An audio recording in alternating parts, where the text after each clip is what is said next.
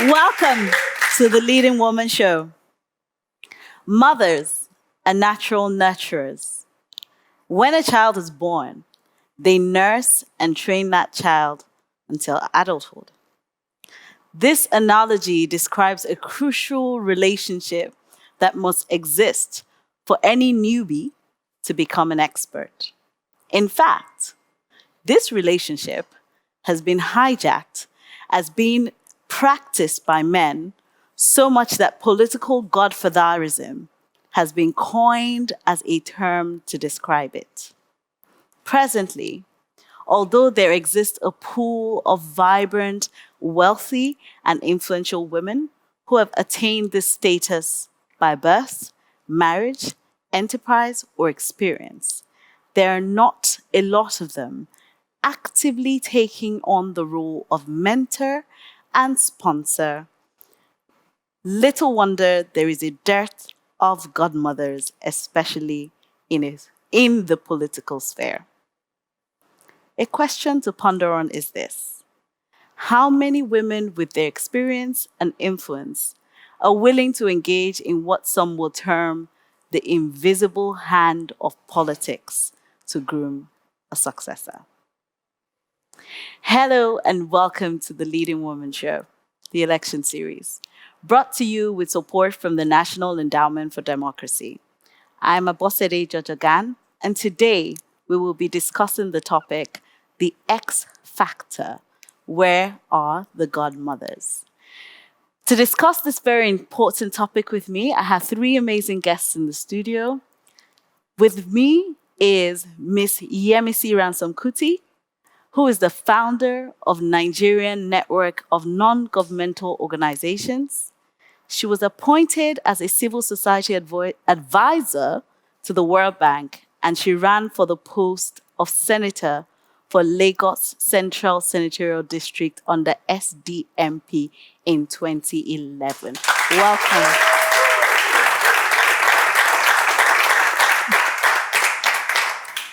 Also in the studio with me today is Miss Adiola Aziz, a seasoned banker and one of the founding members of Women in Management, Business, and Public Service, popularly known as WIMBIZ. She has over 30 years of professional experience and has emerged the flag bearer of Ijebu Central Federal Constituency under the Social Democratic Party in Ogun State ahead of the 2023 elections. Welcome. And finally, we have in the studio Zeal Akarewe. He is the CEO of Green Black Advisory, a financial advisory firm, and is the founder of the Angel Project, an initiative focused on ensuring that prisons are decongested. Welcome, Zeal. Thank you. Now, I'm sure that you cannot wait to dive into this conversation, so sit back, relax, and enjoy the conversation.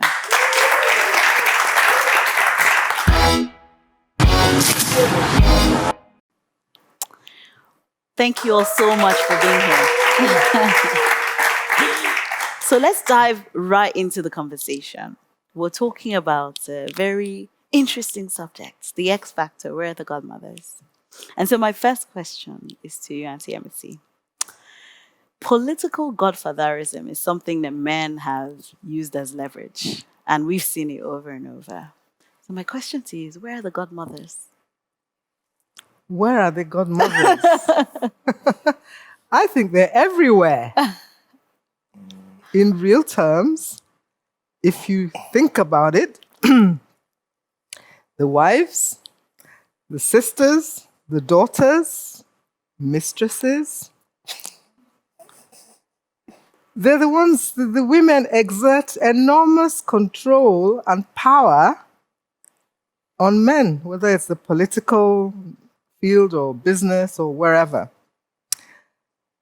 And they also support the political process. No doubt that when a politician wins, it's oftentimes with the support of the coterie of women who go on the campaign, who kind of provide the backup, the energy for him to get there. But, as you said earlier, it's like an invisible hand. And even the women don't realize, seem not to realize the power that they have. So we've been playing the role of godmothers over time. And we should begin to think of whether even having godmothers or godfathers is a good thing. That's good conversation. You know, the godmothers are there. Whether they're playing the role that we want them to play is a different conversation. I think that's a conversation we've had. We should have. We should recognize the fact that the women have enormous control on the process. The mothers of the different governors, chairman, president, or whoever it is, we know what the demands they make on the men. So, what kind of demands are they making? Exactly, and I think that's the conversation we're about to have. So, Zeal, I want to come to you and say, godfatherism has been leveraged by men. First of all, I agree with her. Is that even a thing? Should it be a thing? But I think what we acknowledge and recognize is that in this political system, it is the invisible hand.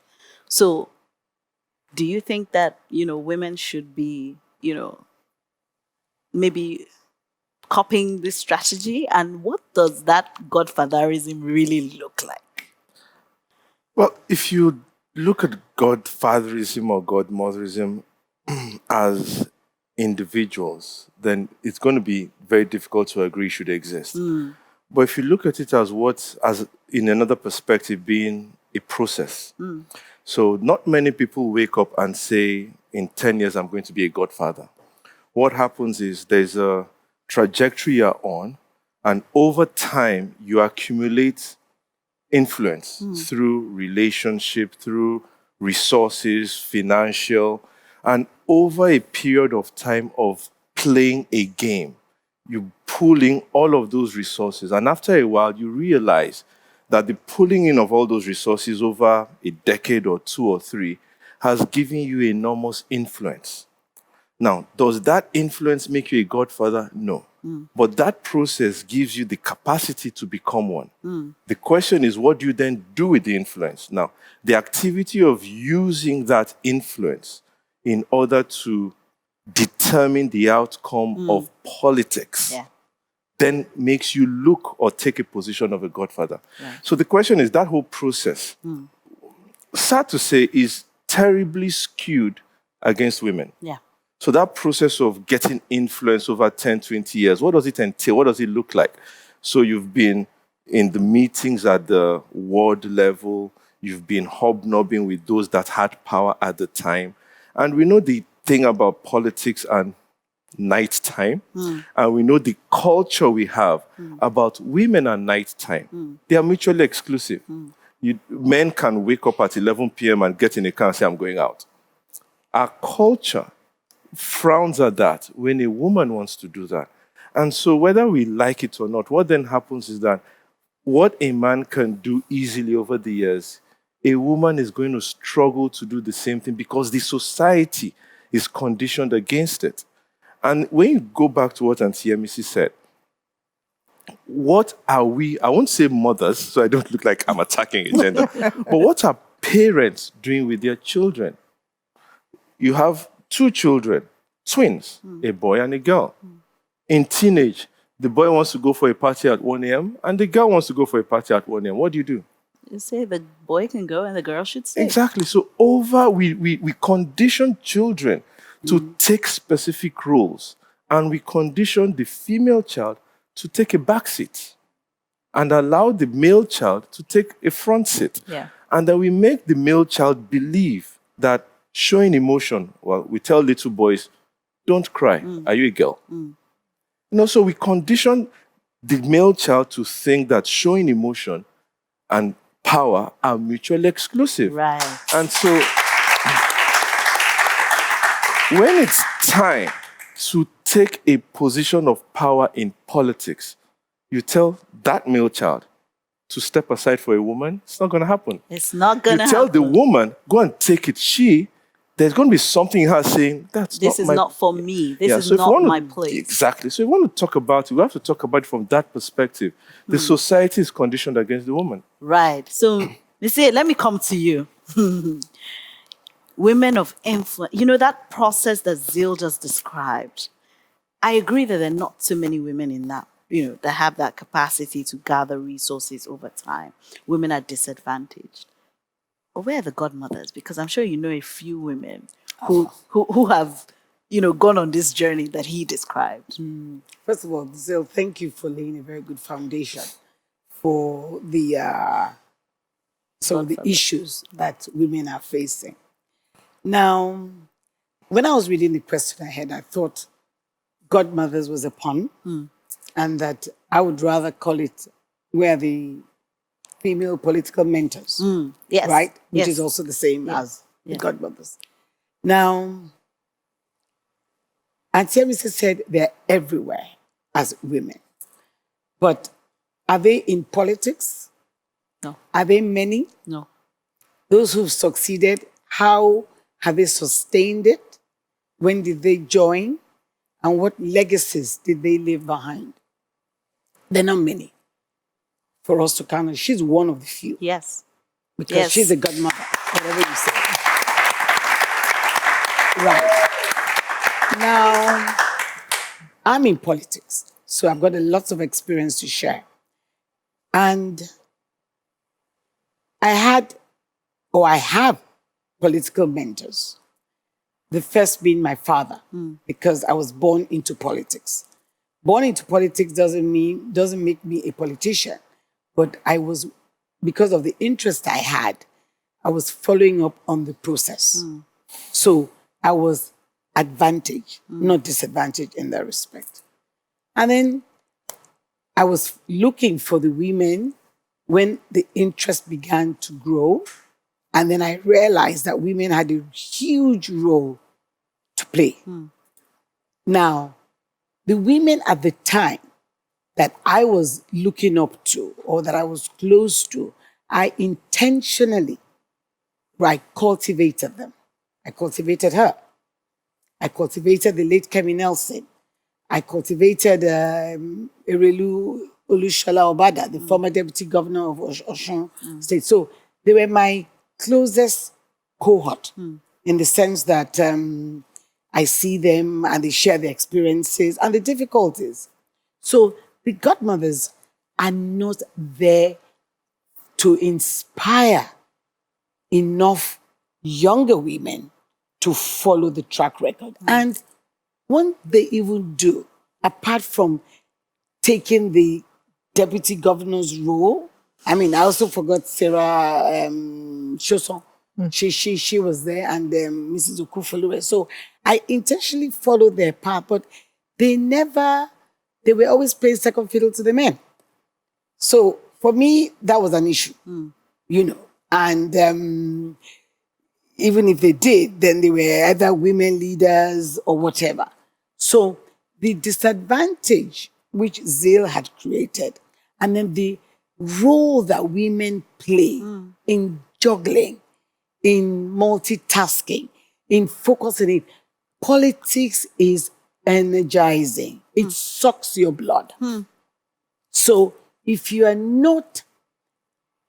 the will is not there, if the interest is not there, and then the mentors are not there for you to actually draw on, and depending on where you're looking, they're either there, if you're looking right, or they're not there at all, because of all the other issues that you are contending with. Those other issues are key, and you cannot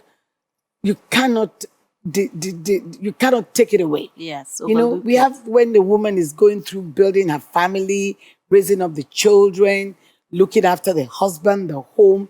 You're getting all of this together. When I came into politics, or I joined I knew what I was doing. So you need to be organized. You need to have a plan A and a plan B and a plan C. And your support structure is so important. Yes.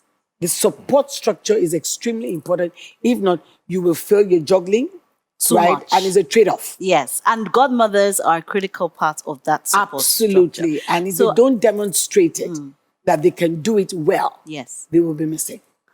thank you very much for that. Santi MC, let me come back to you. I mean, you have been, like Ms. A said, you've been here you've seen it all, right? What do you know now that you wish you knew earlier about this journey of women seeking power, right? Because, that breakdown that Zil gave us is we can actually start to maybe apply it now, right? So it's a strategy. And we can say, well, let's look ahead 20 years and let's look ahead 30 years. But you've lived a long life. What do you know now that you wish you knew earlier about some of these strategies that would have made the outcomes right now a little different? Thank you, Bosadi, for that question. One of it was to have had series like this. I'm glad. Platforms for women to actually engage directly with the audience and the constituencies. Thank you, Zil, for the comments you made about the environment that the woman grows from. I mean, many people in the audience will relate to that what has been their experience when they were growing up. Were they taught survival skills, life skills, which means you must be able to do those basic things to be a complete human being. Repair a car, DIY, know about fixing plugs, paint the house. These are things I do personally. You have to know about these things. The men, and I have 2 boys and 2 girls, so I no discrimination here. The boys learn to cook. In fact, there's a roster. You just rotate it. It's a systemic thing. Whether you're male or female, the one that's cooking breakfast is cooking breakfast. The one that is looking after other things. And this is what is so critical to our development as human beings. And I'm really looking at younger people to begin to think of how we change the direction and the mindset. That first of all, we have to be human beings first. And a human being is somebody who relates with other human beings, who doesn't see himself or herself as superior, who sees him or herself as part of a family, a human family. We're all one. And when a part of us is hurting, which is, let's say I hurt your hand, you're going to feel it in all of your body. So we must begin to empathize with each other and teach each other how to be able to respond to whatever emergency that affects you, which means you have to learn those skills, and both male and female have to do it. So those are the kinds of things that I think should be part of what Elect Her is doing, leading women into understanding, because they produce the next, primarily, the men do a lot of work as well. Let's acknowledge that. Let's clap for them now. Well, primarily, they nurture the children. So they have to understand that role. So one of the things that really helped me was the fact that I came from a home where you are, first of all, treated and trained to be a human being. In the Ransom Kuti family, we don't care whether you're male or female. You do what everybody else is supposed to do. You are responsible, and you can only be independent if you're responsible for your own life. If you are begging me for money to get to a job, to do whatever it is, then you're not an independent human being.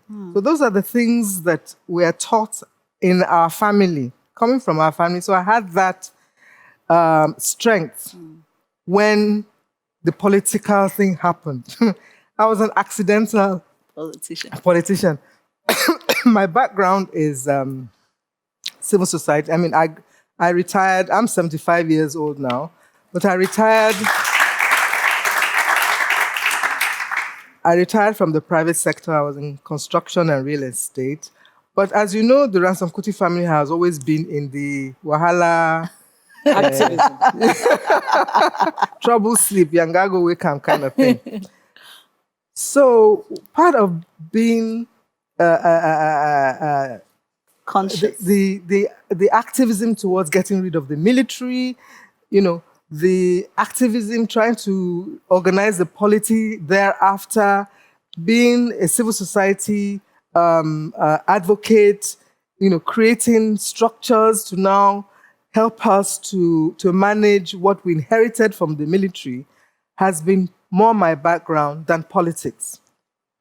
Even though I was telling Ganifa Wehimi, Beko, and all of them, I was part of that coterie of people trying to strategize about what next. I kept saying, we don't have a structure. What do we do when the military goes? And people like Ubutu Kiwe was telling me, Gani, I shouldn't worry. Nigerians will do the needful. They'll take care of it. That you guys never listen to women, So we are where we are. And part of what I would have, if it was something I had planned to do, rather than it being a response to a need, the SDMP then approached me and said, look, please come and run. And I said, me, politics, my mouth, I will just be talking anyhow and they can come and kill me. But I'm never afraid. Death is the least of your problem. Then you don't have to worry about NEPA and all the problems of the country.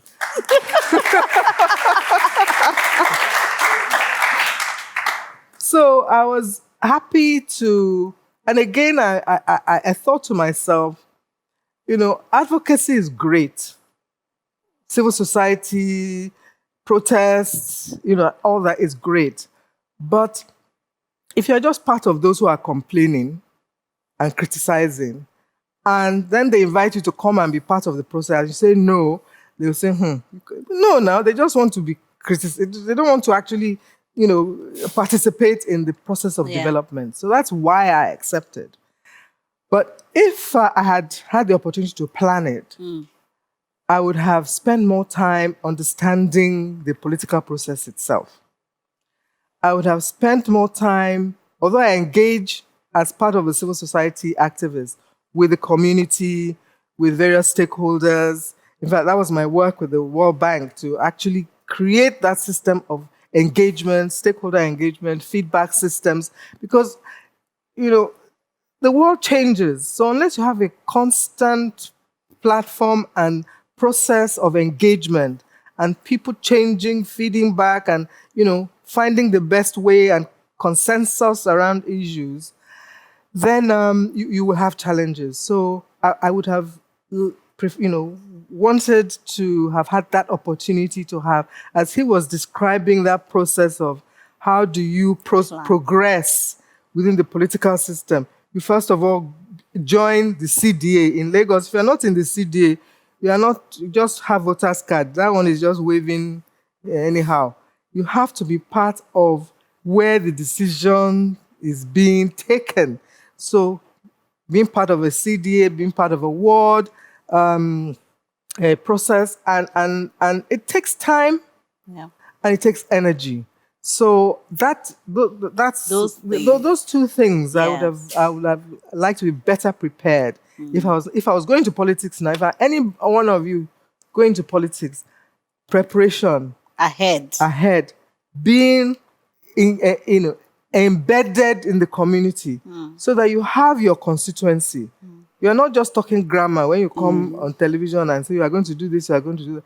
People know you and they believe in you and they will follow you to vote. And that's the kind of environment I hope we will begin to create, where it's not just the godfather somewhere. Yes, it is somebody you know within your community, and that position or opportunity is available to anyone who has the capacity, the interest, the capacity to serve. And so that the people can actually, what we're practicing now is semi-democracy. No, we're mature. We're developing, Developing democracy. I want to come democracy. to We'll Zale get there. and say, how can we take some of these strategies? And I think that TMC has already started talking about it. So how can we take some of these strategies and then build what we call the invisible hand, right? So as women, and how can men play a role in mentoring women, right? To do that, because men have done it. Zil is smiling, but men have done it. And like you said, they represent the invisible hand in the majority, especially in the political system. So what can we learn, and how can men, also mentor women? We're not putting you on the spot here. You're not representing 50% of the population. No, certainly not. Certainly not. So I will link a couple of things to answer that. First of all, what we can learn is what is the purpose of governance? Very simply, I'm not going into the dictionary definition, but in my opinion, having a government or governance is meant to steer human evolution in the direction of human dignity. So anything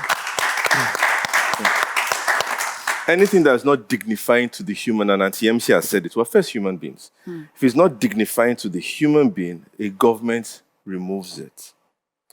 Now, I'm setting that premise first. The number of women, if you pick 100 politicians today, I guarantee you in Nigeria, not more than 5 are women. That's a lot. Okay. Not more than 5. If you pick 100 Nigerians, 50 are men, 50 are women. Yes. So what that tells you is that when you go from the demographic of human beings in Nigeria into the demographic of politicians, it just shows the skew against women. What that means is that our evolution as a people is skewed against women. And which means, in my opinion, government has failed. Yes. Because we're not evolving in the direction of human dignity. Having more women in governance is a consequence. It's not a desirable thing to chase, because it's a consequence of something else. If you allow the culture to be balanced, how do you test that? You test that by going into politics and seeing outcome. What is the ratio. Yeah. That's an outcome that you test. So if I sweep all the state governors and replace them with women, the culture has not changed. Over time, we're going to go back to where we are. So what is it that we need to remove so that naturally more and more women have less and less barriers of entry into the politics? Now, whether we like it or not, our culture, men mentoring women is not encouraged in our culture, in any industry. And what do I mean? You see me, let me use me so that it's not... You see me walk into a restaurant with 3 young men, and we sit down and I pay for their food and we have a meeting and we're laughing and joking and we walk out. What do you think? That was a good meeting, like just men. Yes. Yeah.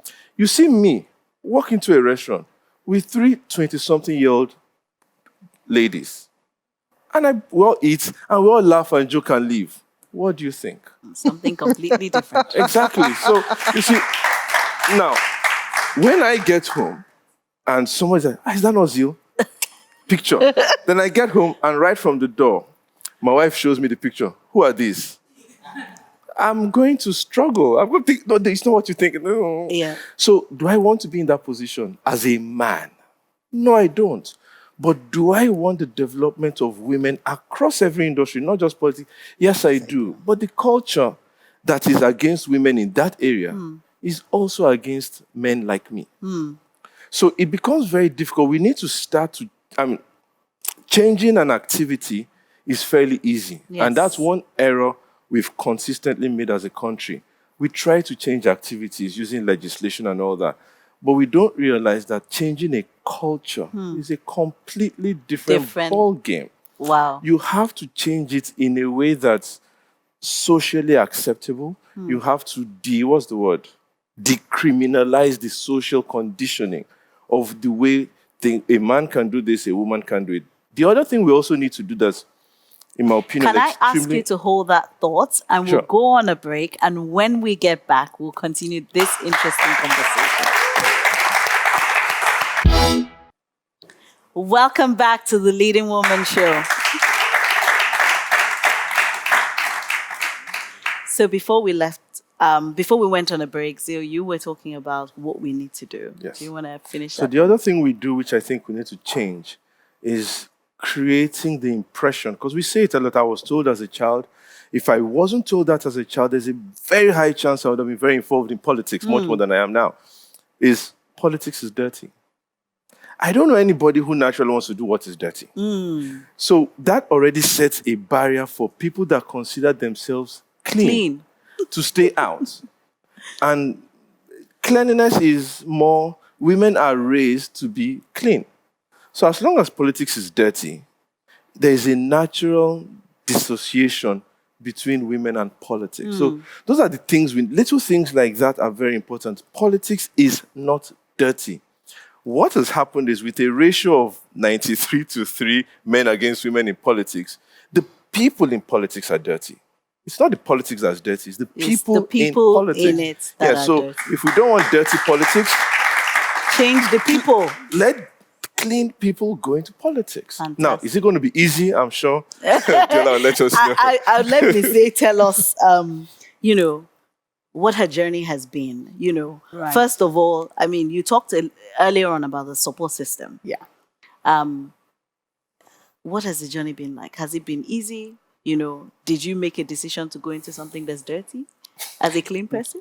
Well, I went into it with my eyes and all my senses wide open. And I went in saying that I was going to be the detergent to clean the dirty. So I'll tell you that people have told me I'm crazy. I mean, I retired as the deputy managing director or deputy country head of an international bank in 2020 at the height of COVID. And when I retired, before I retired, I knew that I wasn't going to go on the board roles, which automatically comes to you. I mean, because I was inundated with quite a bit, go and take this board position or that position. Of course. But my heart, at the time, School of Politics, Policy and Governance came into play. Now, there's an organization called Fix Politics, and I was a founding member. And with Fix Politics, one of the tripods, I don't want to go into the depth of that, is where we want to create create a pipeline of disruptive-minded political leaders. Okay? So in doing that, they thought that we needed to create a school called School of Politics, Policy and Governance. And in doing that, that is where they will teach you the new disruptive strategic thinking of how we can elevate the political process in Nigeria. In summary. So I was a pioneer student. I graduated. And before I graduated, having learned the theory, I needed to go into practice. In practicalizing it, before I finished, I went into the village. I went into my village, and I remember my birthday last year, right? I decided that I was going to spend it in the village. So I was intentional about what I was going to do. It wasn't my first time at the village. Remember, I told you my father was a politician, very grassrooted, and he basically, from the onset, made us go to the village every Christmas and New Year. So I've never spent any Christmas holiday in my life, even after I got married, outside the village. I was kicking and fussing at the time, thinking that he was punishing me, but I can speak to it today. And while I was there, I learned what it is to live in a village life and living with the community, going around with the community. We took our bikes, we took our footballs, And we were immersing ourselves in that.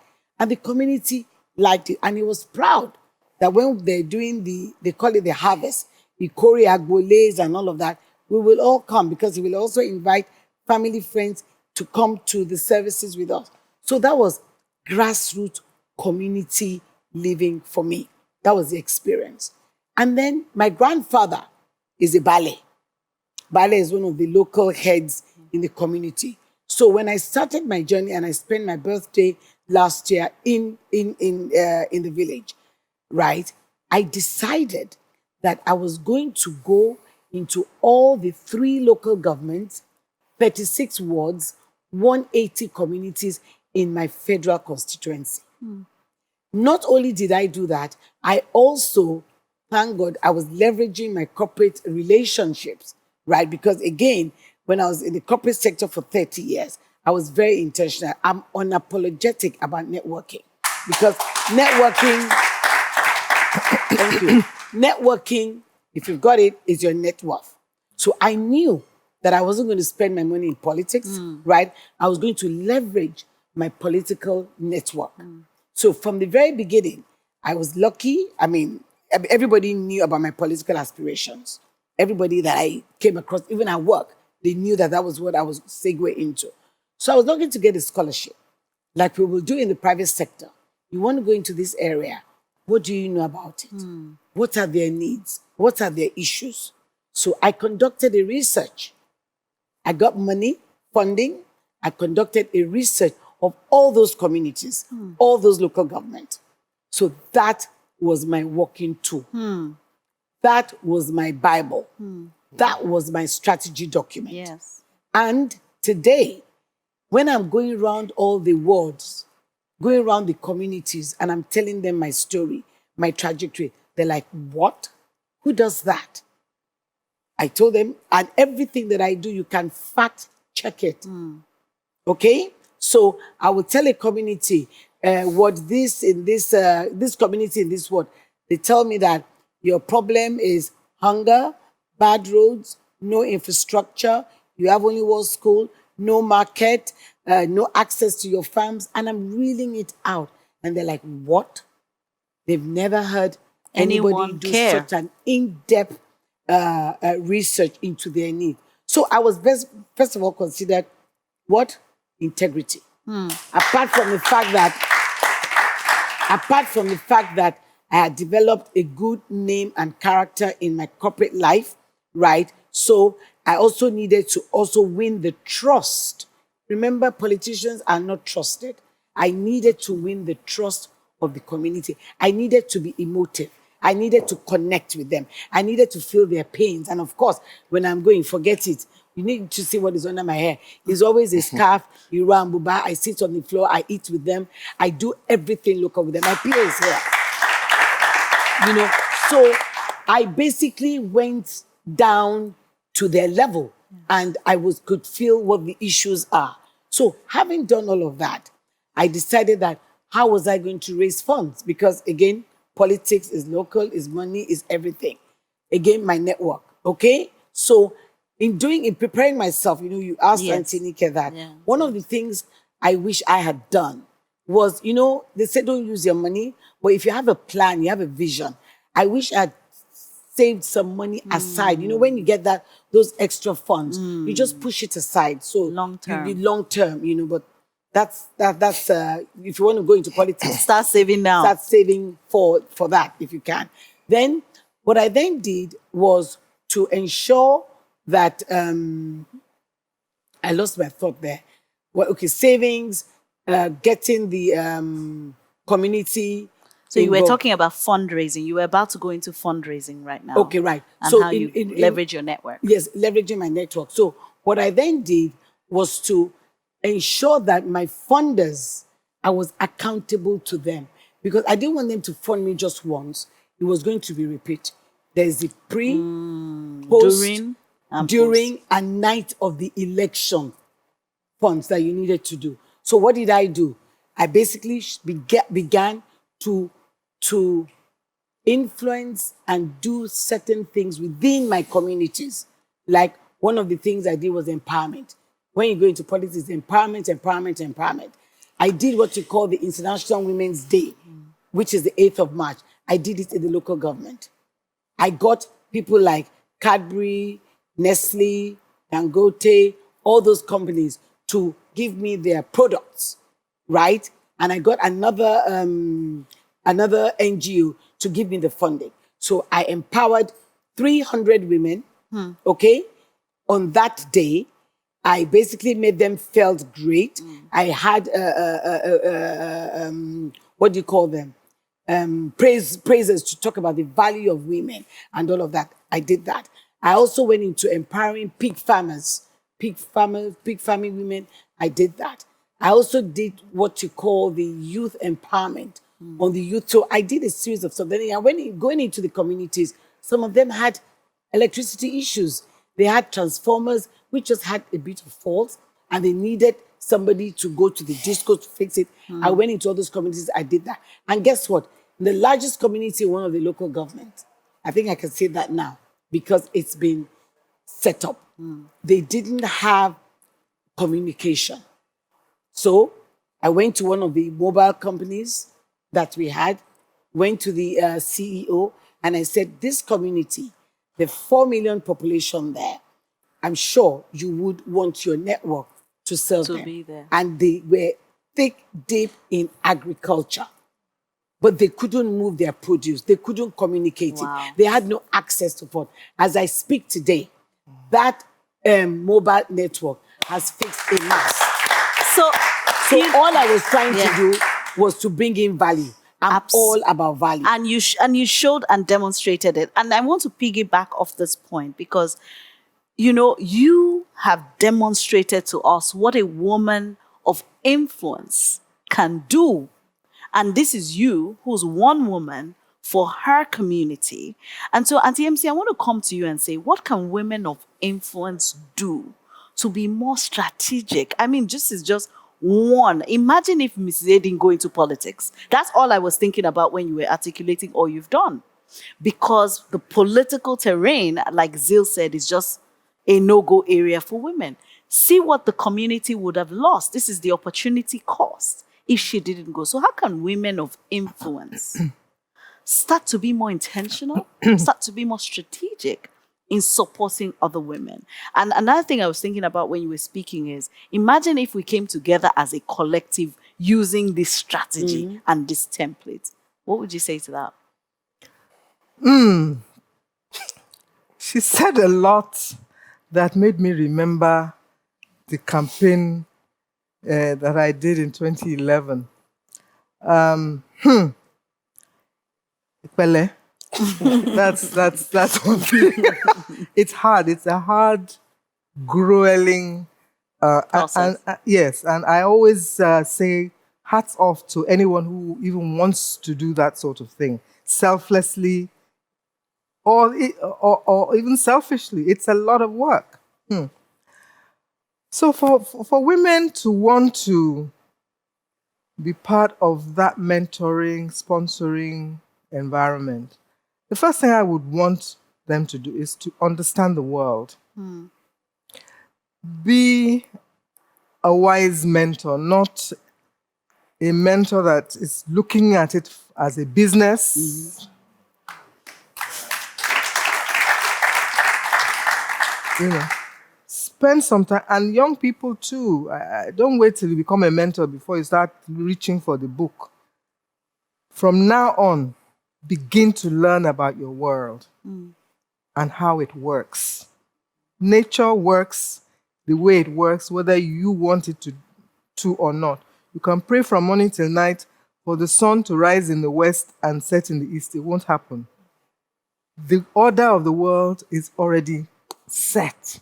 You need to understand it. Then you will not make as many mistakes as somebody who does not understand makes.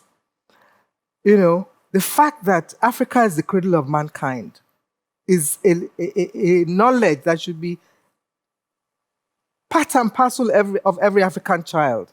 The first human beings walked the face of the earth in Africa, and every other nation descended from there. We are the pride of creation.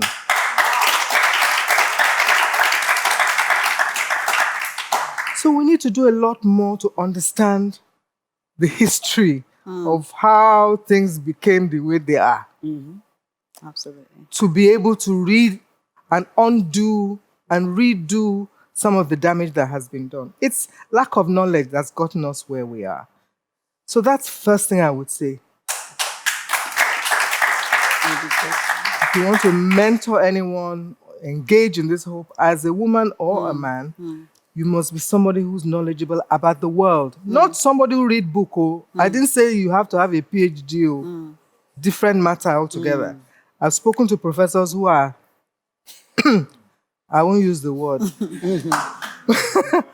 but every person, whether they are literate or illiterate, can understand things. So let's become a knowledge-based community. Let's support each other to understand how the world works. That's the first thing.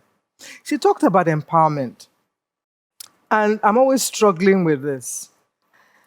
The fact that the senator or the whatever donates a bicycle, some whatever empowerment program. The people don't need those tokens. It does not add to your dignity if you are going somewhere and you are collecting machine. Our people need systems where they can have access to them. Our people need to be able to go to the bank and get a loan at a reasonable rate. Absolutely. Without knowing anybody. Yes. Get into university, get into a school without knowing anybody. The system just works. But we, the people, need to engage with that. We need to understand how that works. You can't be having 10 children and 3 wives if you don't have the money to support them and you want development in your country. So the responsibility... That is a good time to take a break, and we'll continue when we get back.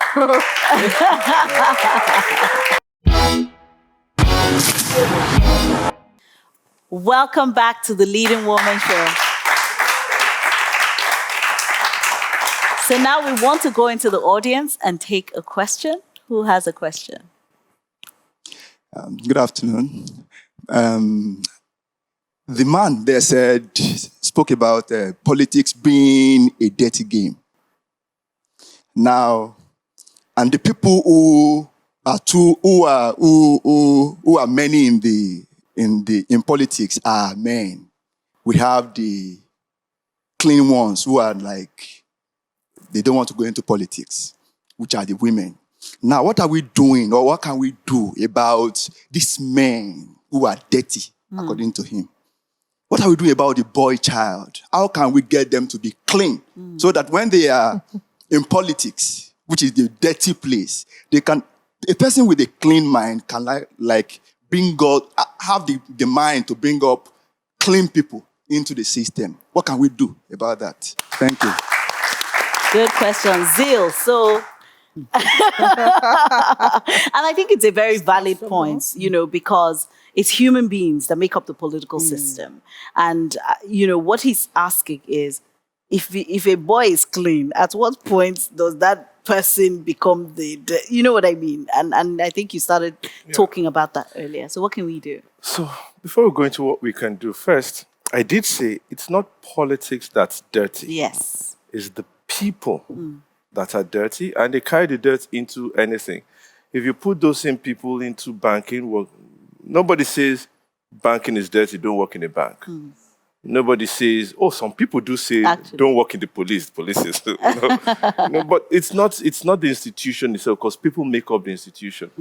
So what do we do about the people? It's what Auntie Yemisi has said, and it's something that it's something that we don't have enough people in governance, not just politics. People in governance appreciate, which is systems. I'll digress a little to answer you. There's something I said. The life of a man is in his blood. You draw out his blood, that is death. And once a person dies, the next stage is decay. Another dictionary word for decay is corrupt. Yeah, so corruption does not cause death. corruption is the evidence of death. Now you go into a system. The life of a system is in its purpose.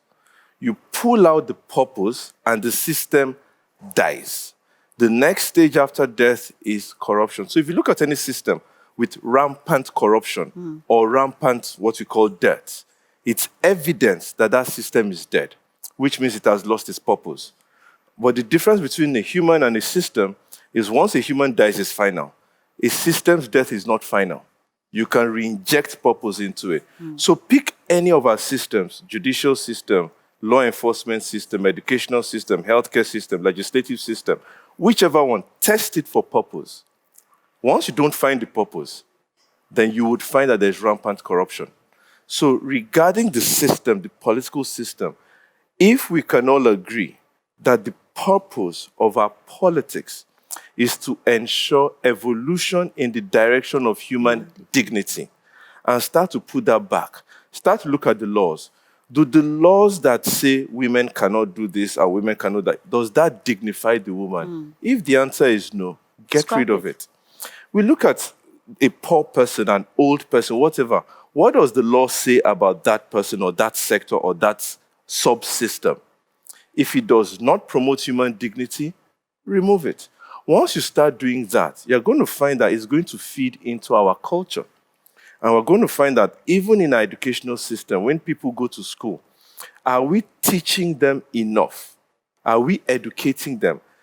Something else we make a mistake of, which is part of why our politics is the way it is we don't know enough about the difference between schooling and education. The evidence...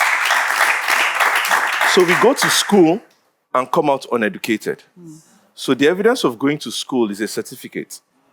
The evidence of education is a better society. So we are all largely on it. So if you want to clean up a system, we have to go back and say, how do we ensure the educational system has a purpose of educating, not schooling?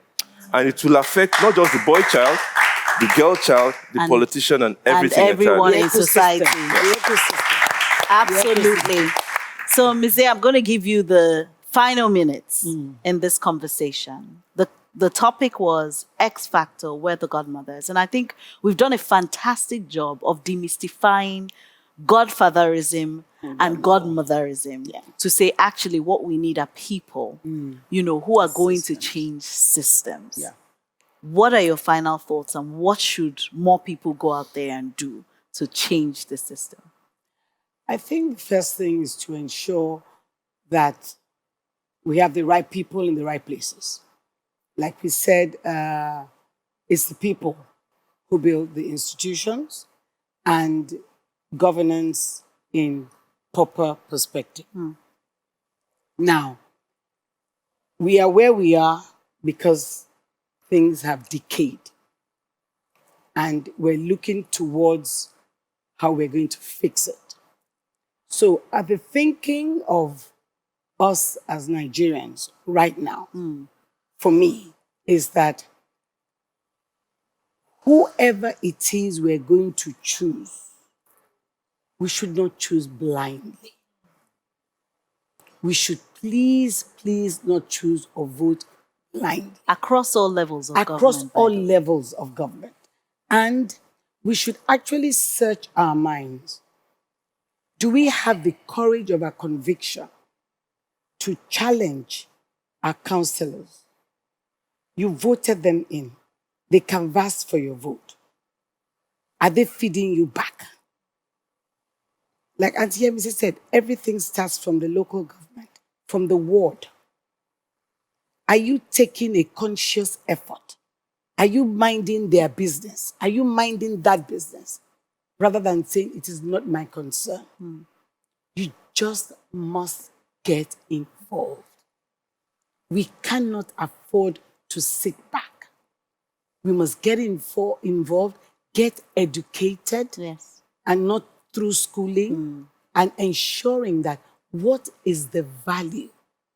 You cannot sit back and complain. Please just get involved.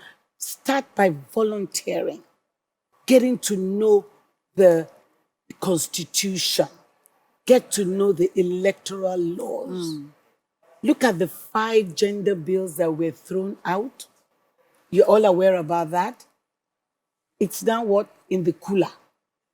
We're waiting for the next, maybe the 10th next assembly. to wake it up. We're talking about women. If those bills don't get passed, we ain't going nowhere. Yeah. If those bills don't get passed, how do we fix systems? Yeah. How do we fix the policies? We just must be politically conscious, politically aware, politically involved, because if we don't do it, it's going to affect the entire ecosystem that kicks a company. This has been an amazing conversation, and I'm sure that you've enjoyed it. So let me thank my remarkable speakers for being here and for such a thrilling and insightful conversation. Keep a date with us, because next week we will be discussing another fascinating topic with some other amazing guests. Let me thank you for watching. Don't forget to shout out to a leading woman you know and tag us so we can celebrate her too. Until next time, remember that women's leadership can change everything, everywhere. I remain your host, Abosede Jojogan. Bye for now.